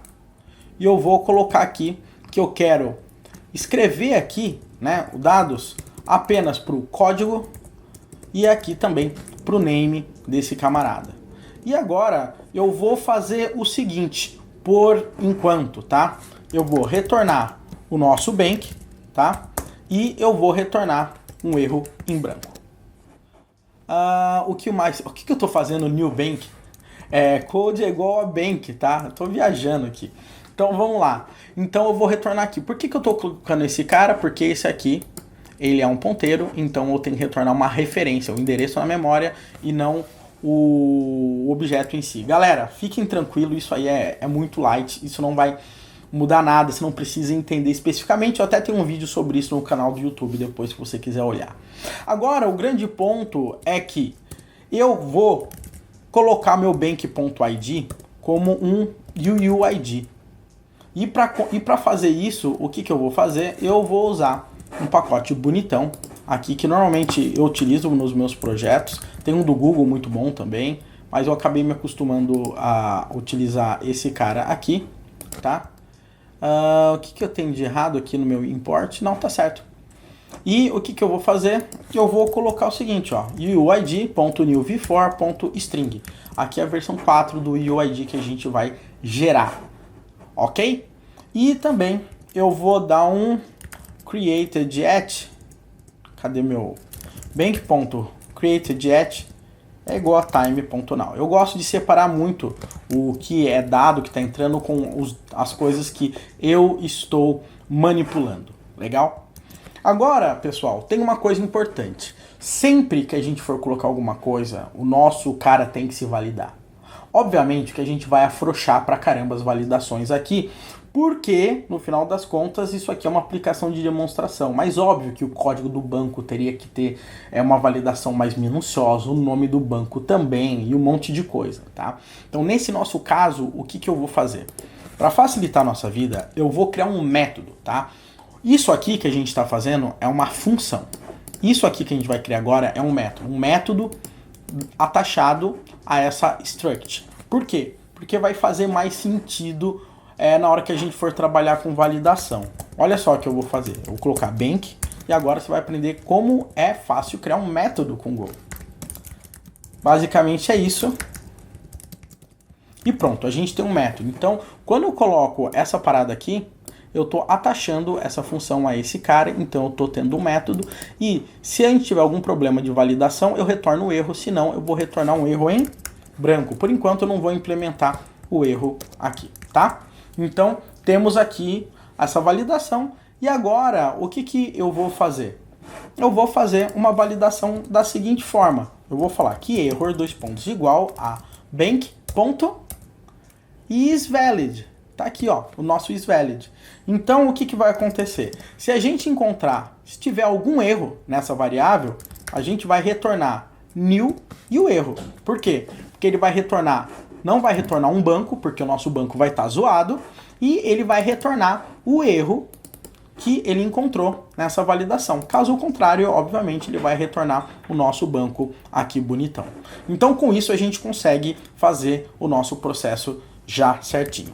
Para a gente deixar essa parada um pouco mais organizada aqui pra gente, eu vou fazer o seguinte. Aqui nessa pasta de Domain Model, eu vou criar um arquivo Go chamado de base, porque eu vou reutilizar esse cara para fazer algumas coisas para a gente não ter que ficar reinventando a roda toda hora. Eu vou criar aqui, basicamente, uma struct chamada base, tá? E essa struct base, basicamente, ela vai ter o ID, que é do tipo string, aqui pra gente. Ela vai ter o nosso created at, que vai ser time.time. E ela vai ter também um updated at, que também vai ser time.time. Legal? Wesley, o que eu ganho com isso? Vamos lá, primeira coisa, eu vou apenas colocar o JSON aqui pra gente. Então vai ser um JSON aqui no ID. E o mesmo esquema aqui, mas vai ser created at e updated at. Legal? Wesley, por que você tá fazendo isso? Porque a gente vai ter algo bem legal. Ao invés daqui eu ter o meu ID, eu vou apagar o ID daqui. Ao invés de eu ter o created at, eu vou apagar esse cara daqui. E aqui a gente vai trabalhar como se fosse uma espécie de herança, composição, alguma coisa meio misturado aqui.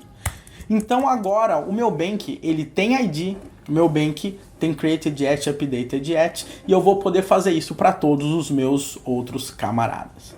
Perfeito?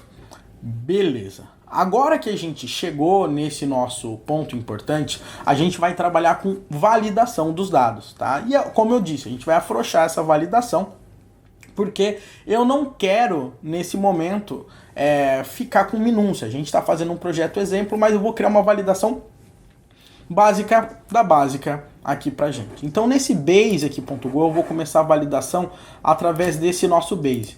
Tem um pacote do Go que vai nos ajudar um pouco nesse processo, que ele é chamado de Go Validator, tá? É muito usado mesmo esse cara. Esse pacote aqui, Go Validator, a gente vai validar também dessa forma aqui, ó. Eu vou colocar valid, e UID. Ou seja, se esse cara não for um UUID, vai dar ruim. Show de bola? Por que ele está apontando algum erro? Valid, abre aspas, e UID. Em tese, isso aqui tá certo, cara. Não tá certo mesmo. Ele tá apontando porque a gente não tá usando o pacote ainda aqui. Vamos deixar assim, a gente já importa esse pacote. E aqui o created at e o updated at, eu não quero deixar ele obrigado a validar o tempo todo, porque eu posso querer adicionar ou não o valor nele. Então eu vou colocar valid e só o tracinho. E agora eu vou criar uma função aqui chamada init. Essa função vai ser o seguinte: toda vez que esse cara carregar, ele vai executar uma coisa. E adivinha o que ele vai executar? Ele vai fazer um Go Validator, tá? Go Validator .set fields required by default. E eu vou colocar true. Então, ele vai falar todos os caras que são obrigados a gente ter, tá? Eu posso até colocar aqui required, etc. Ele vai validar sempre. Show? E agora, aqui, o que eu vou fazer simplesmente quando a gente retornar aqui para o nosso banco? Eu vou fazer a mesma coisa nesse nosso caso. Eu vou colocar o nosso valid not null e vou colocar um valid not null aqui também pra gente. Show? E o base nosso aqui, obviamente, eu vou colocar um valid required. Senão ele não vai validar aquele cara ali. E agora que a gente já tem essa validação, a gente vai realizar esse processo de validação aqui com o Go Validator, tá? E o Go Validator, nesse caso, a gente vai fazer o seguinte: eu não quero manter, eu poderia colocar assim, ó, validator, vírgula, error, tá? E eu coloco agora aqui, go validator, ponto validate struct. E a struct que eu vou passar, adivinha qual é? Vai ser a nossa bank aqui que a gente está trabalhando. E agora eu vou fazer aquela grande pergunta. Se eu tiver algum erro no meu erro aqui, basicamente, eu vou retornar esse erro, tá? Caso contrário, eu vou retornar new. Wesley, você não vai usar esse validator agora? Não, eu só quero saber se passou ou não, se tem erro ou não. Como eu não vou usar, eu vou colocar um underline aqui para mim. E agora, galera, de forma geral, a gente já tem o nosso modelo aqui do nosso bank. Show de bola?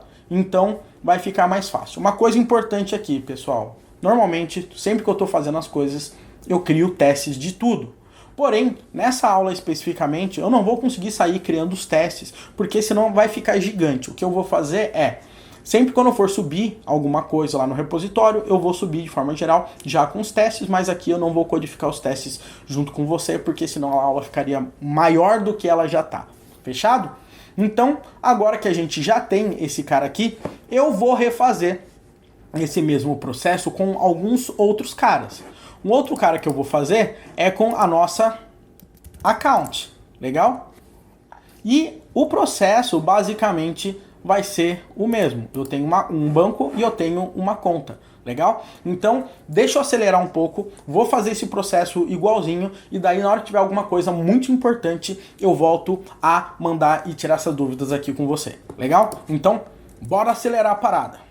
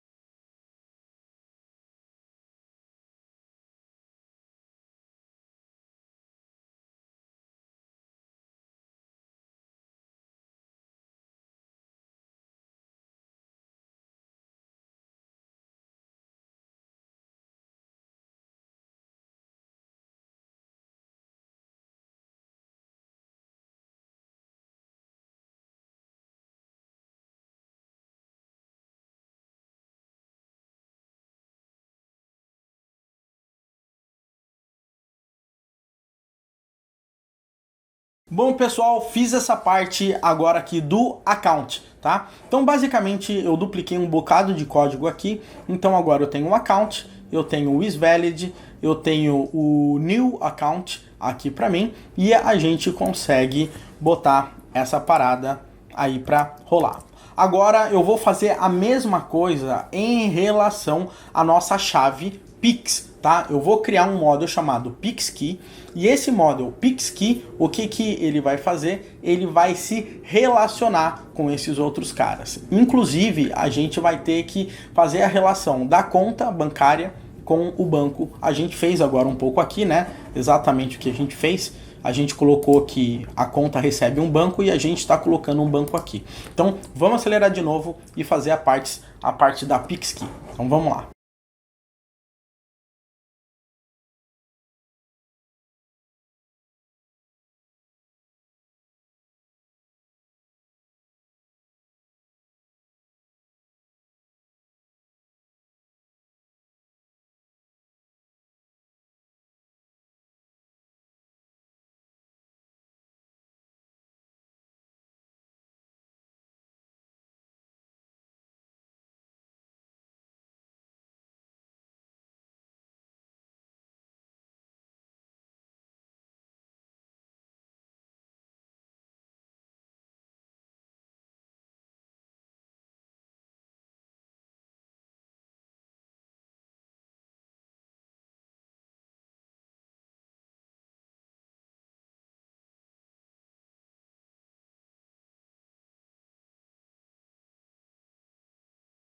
Bom, galera, a gente fez mais ou menos aqui de forma grossa, mas eu quero explicar algumas coisas aqui para vocês, tá?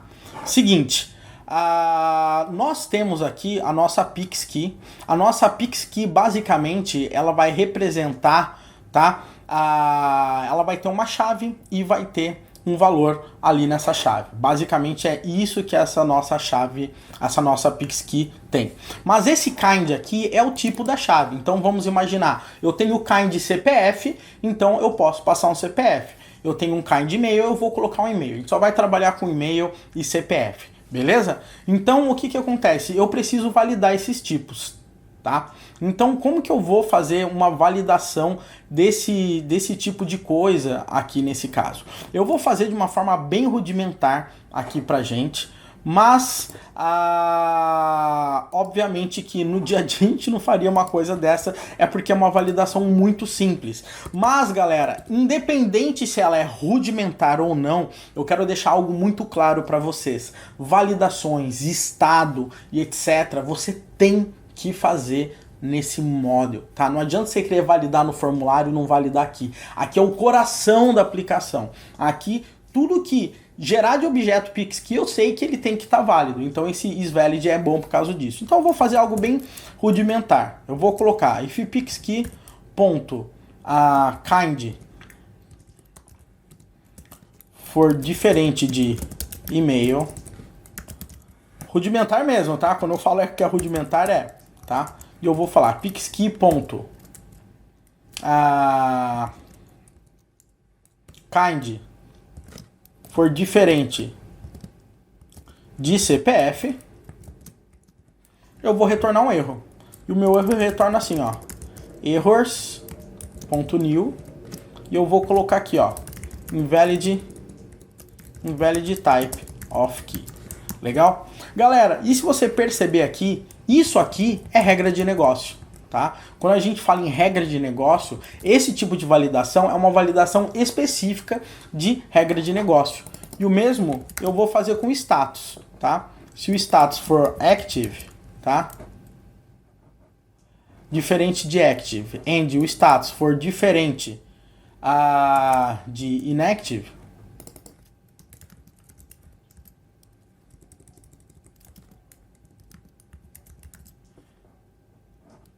eu vou colocar invalid status, tá? Então a partir de agora eu sei que todo mundo que for usar a PixKey não vai conseguir de forma nenhuma colocar o kind diferente. Mesmo que o cara lá no Kafka coloque, mesmo que o cara coloque em qualquer lugar do sistema, esse coração do meu sistema, ele tá protegido. Maravilha? Agora a gente tem alguns pontos importantes que a gente vai ter que se ligar para fazer algumas relações, tá? Como assim relações? Olha só que interessante, povo.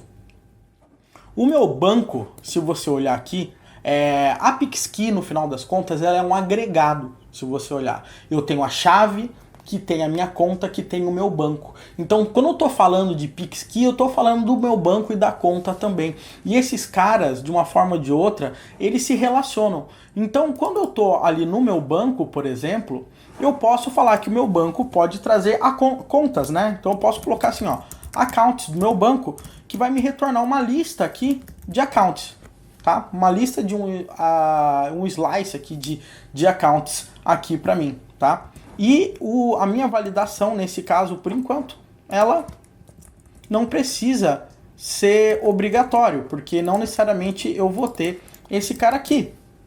Show? Então acredito que deu para ficar um pouco claro isso que eu acabei de colocar. Se eu for aqui no minha account, tá? Eu também posso ter na minha conta várias PixKeys. Então eu vou colocar PixKeys, tá? E vou colocar aqui, ó, PixKey. Opa. PixKey. Mesmo esquema. Não vai ser obrigatório aqui para mim. Show? O que mais que é importante? Bom, eu acho que com essa validação aqui tá tudo ok. Agora, eu quero que você preste atenção muito importante no que eu vou falar para vocês, porque isso a gente já cai um pouco mais na área de arquitetura de software novamente. Como eu falei para você, quando a gente está falando do nosso Pix, a gente está falando do Pix, da conta e do banco. Isso aí é um único agregado, pelo menos no contexto que a gente está trabalhando, no exemplo que a gente está trabalhando. E a gente sabe que esses caras, eles vão trabalhar com banco de dados. Eu não sei qual tipo de banco de dados, mas eu quero nesse momento gerar um contrato para que quem for implementar um banco de dados saiba quais os métodos que ele precisa utilizar. Então, basicamente, o que eu vou fazer aqui, eu vou criar uma interface e eu sei que todo mundo que for implementar o meu banco de dados vai usar essa interface. Então, o que você vai perceber é que o meu domínio comanda como as pessoas vão se comunicar com ele, tá? Então, isso aí é importante, mas ele em si não implementa nada de banco de dados. Olha só que interessante. Então, nesse nosso caso, o que eu vou fazer aqui com a gente? Eu vou no meu agregado principal. Quem é o meu agregado principal? O meu PixKey, tá? Esse cara, eu vou entrar na aplicação através da minha PixKey. Quando eu entro na Pix, eu sei a conta e eu sei o banco. Então, por isso que eu estou dizendo que isso é o meu agregado principal aqui no caso. Então, como eu estou aqui na PixKey, eu vou criar um tipo chamado de PixKey Repository Interface. Tem gente que não gosta de colocar uma interface aqui, tem gente que gosta, etc. Eu vou colocar para a gente deixar mais explícito aqui pra gente, tá? Então, aqui eu estou definindo uma interface de todo mundo que for trabalhar e implementar essa interface vai poder falar com o banco de dados utilizando esse meu formato. Então, o que a gente vai fazer aqui primeiro? Nós vamos primeiro registrar uma chave, então a gente vai ter que, o cara vai poder registrar. Então, para registrar, ele vai ter que passar uma PixKey pra gente. Legal? E quando registrar, a gente vai retornar para ele uma PixKey ou um erro, né? Ou a gente retorna para ele a PixKey perfeita, né? Eu vou colocar de register key, melhor, tá? Então eu mando uma PixKey perfeitinha para ele ou mando um erro. Então basicamente é isso. Eu também quero poder buscar a minha key. Então vou dar find key by kind, ou seja, eu quero poder buscar a minha key baseado no tipo que forem me passar. Então vou colocar assim, ó, find key by kind.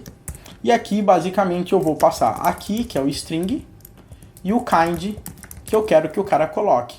Show? E aqui, nesse meu caso, eu vou colocar PixKey e o error, caso ele não encontre a PixKey. Aqui também eu posso colocar uma opção para a gente adicionar um banco. Então, o cara tem que passar para a gente um objeto aqui do banco para ele. E a gente pode retornar um erro caso a gente não consiga inserir um banco de dados o banco. A gente pode colocar também um add account aqui, onde eu vou receber um account com a minha account aqui e vou retornar um erro caso ele não consiga adicionar a minha account. E vou dar aqui também um find account para mim, que eu vou passar o ID da conta aqui para mim e eu vou retornar a minha conta ou um erro.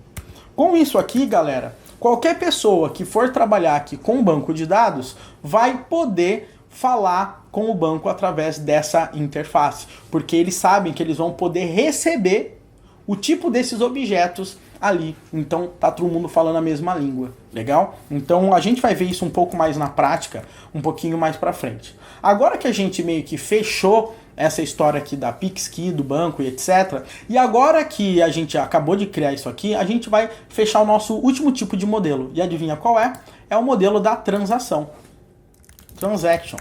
Esse modelo da nossa transaction, o que ele faz aqui no final das contas? Ele vai criar uma nova transação de transferência entre as nossas contas, tá? Então, o que a gente vai fazer? Eu vou pegar aqui, eu vou colocar type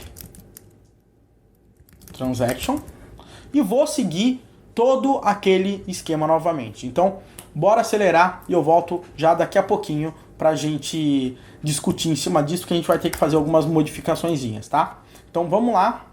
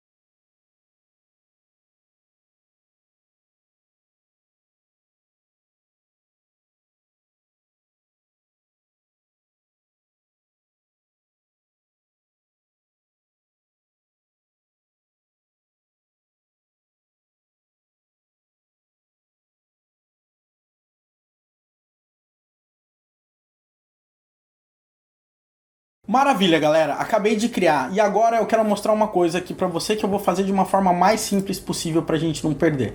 A transação, eu vou falar que ela pode ter apenas 3 estados, tá? Na realidade, 4, né? Eu vou fazer o seguinte, eu vou criar uma série de constantes aqui pra ajudar a nossa vida. Então eu vou colocar assim, ó. Transaction pending. Eu vou falar que é uma string e que o valor dela é pending. Transaction pending. É assim mesmo. Transaction pending é igual a pending. O que eu tô fazendo de errado? Aí eu vou colocar aqui também uma transaction completed, que vai ser uma string que vai ser completed. Aí eu vou colocar transaction error, que vai ser uma string que eu vou colocar que é um error. E depois aqui eu vou colocar transaction confirmed, que vai ser a nossa transação quando ela tiver confirmada. Só quero entender o que a minha ideia, ela tá brava aqui comigo. Ah, tô viajando, né? Aqui. E não é... Tá faltando em igual aqui. Legal? E todas as vezes que eu criar um novo objeto, a minha transação aqui, nesse meu caso, ela é pending, tá? Então eu vou colocar aqui transaction pending. Legal? E esse status vai poder ser acessado em outros lugares do nosso sistema. Uma outra coisa aqui é que se em algum momento eu precisar listar alguma transação, eu posso simplesmente fazer aqui uma lista de transações. Então eu posso chegar e fazer o seguinte, inclusive, ó, type transactions. Eu posso colocar aqui struct e eu vou colocar transaction, que vai ser uma lista de transaction aqui para mim. Bacana? Isso é uma outra coisa que eu vou fazer. E a validação. Novamente, a gente cai naquele ponto de regra de negócio, certo? Então, olha só que interessante. If t.amount for menor ou igual a 0, eu não deixo o cara transferir. Legal? Basicamente, é isso que eu vou fazer. Eu não deixo o cara colocar. Eu vou retornar um erro ali para ele que a minha amount ela não pode ser maior, ela tem que ser maior que 0, legal? E o status, mesma coisa. Então eu vou colocar if t.status for diferente de transaction pending e o t.status for diferente de transaction completed e o t.status for diferente de transaction error, eu quero que ele retorne para mim um invalid status of this transaction. Legal? E aqui eu também vou fazer uma outra validação. Galera, percebam como isso é regra de negócio. Olha só. If t.pixkey to.accountID for igual a t.account from.id, o que eu estou dizendo? Significa que eu não posso mandar dinheiro para mim mesmo pela mesma conta. Legal? Então eu vou colocar aqui a origem não pode ser a mesma conta que o destino. Legal? Então com isso é mais regra de negócio validada. Fechou? Agora novamente eu digo aqui para vocês, pessoal. Entidade é lugar de regra de negócio, tá? Entidade é lugar de regra de negócio. E o que a gente... Toda vez que você está pensando em ver se essa entidade ela tem alguma regra de negócio, você pode pensar, o que uma transação faz? O que eu posso fazer com uma transação? né? Então, por exemplo, quando... Opa, tem um erro aqui, né? O que eu posso fazer com a minha transação, por exemplo? Essa minha transação eu vou fazer de uma forma mais simples para deixar o mais didático possível, mas essa transação, por exemplo, eu vou criar um método aqui para ela, mais um método, chamado complete. Ou seja, quando essa transação for completa, ela vai mudar o status para complete. Mas perceba que não é set status, né? E eu mudo para qualquer coisa. Não, eu estou falando que a minha transação é completada. Foi completada a minha transação. Então isso faz com que eu use a minha linguagem universal, que todo mundo que for trabalhar comigo sabe. Transação completa é o que acontece ali no status e eu tenho um método específico para isso. Eu não vou ficar set isso, set aquilo, tá? Então os getters e setters, normalmente você, de certa forma, não deveria ser muito utilizado, tá? O que deve ser utilizado são as operações que a sua entidade faz. E nesse caso, a minha operação que a minha entidade faz é que a minha transação ela foi completada, legal? Ela alterou a data dela quando ela foi completada, legal? Então eu vou colocar time.now e eu vou revalidar esse cara, porque se essa minha transação não for válida, porque mudou qualquer coisa aqui para mim, eu vou verificar, legal? E o que eu vou fazer? Eu vou retornar já o erro aqui, tá? Então, se aqui tiver em branco e não for erro, não vai retornar erro. Se tiver erro, ele vai retornar o erro aqui para mim. Mesma coisa é a minha transação para eu cancelar, tá? Eu quero cancelar a minha transação. Então, eu vou colocar transaction error, por exemplo, quando eu quero cancelar a minha transação, tá? Então, esse tipo de coisa, galera, é o que faz, tá? Esses tipos de mudança, tá? Então são esses métodos que a gente acaba utilizando. E quando eu quero confirmar a minha transação, eu vou colocar transaction confirm, legal? Que é a minha confirm, transaction confirmed aqui para mim, legal?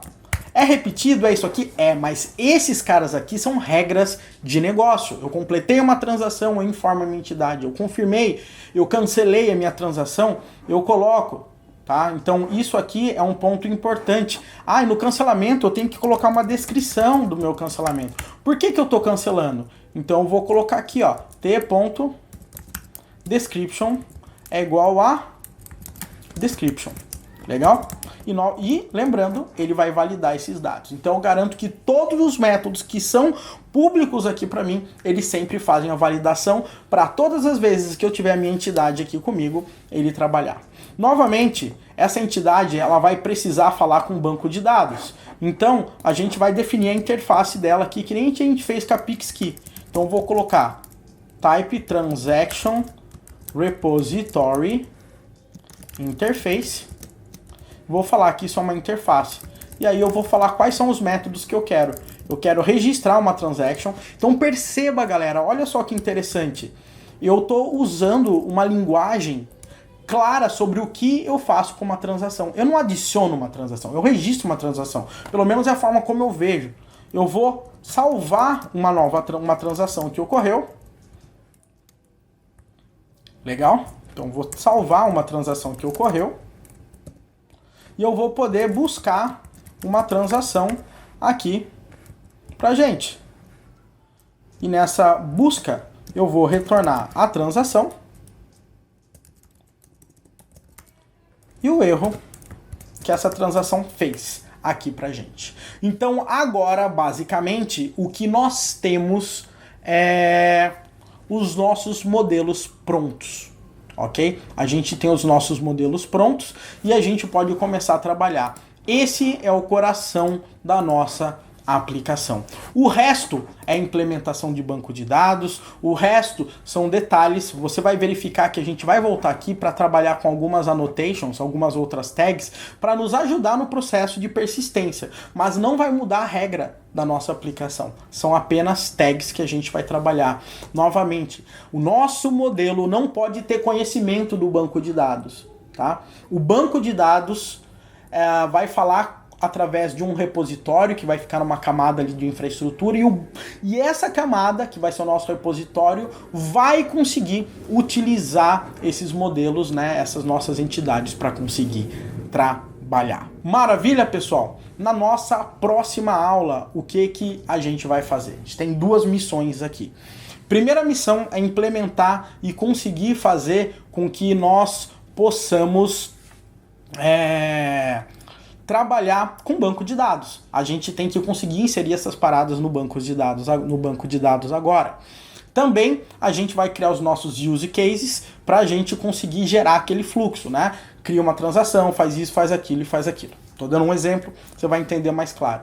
E uma outra coisa que a gente vai fazer é implementar o servidor gRPC. Legal? O servidor gRPC vai fazer com que a gente consiga executar essas transações, incluindo persistindo no banco de dados, utilizando o gRPC. E também você vai ter uma super aula de gRPC para você entender realmente como que funciona essa parada e por que gRPC, por muitas vezes, é uma alternativa muito melhor do que o REST. Maravilha? Então, bora aí, galera. Até a nossa próxima aula. Espero que você esteja empolgado. Todos esses códigos aqui estão no repositório do GitHub para você poder apreciar. Um grande abraço, tudo de bom e até a próxima aula.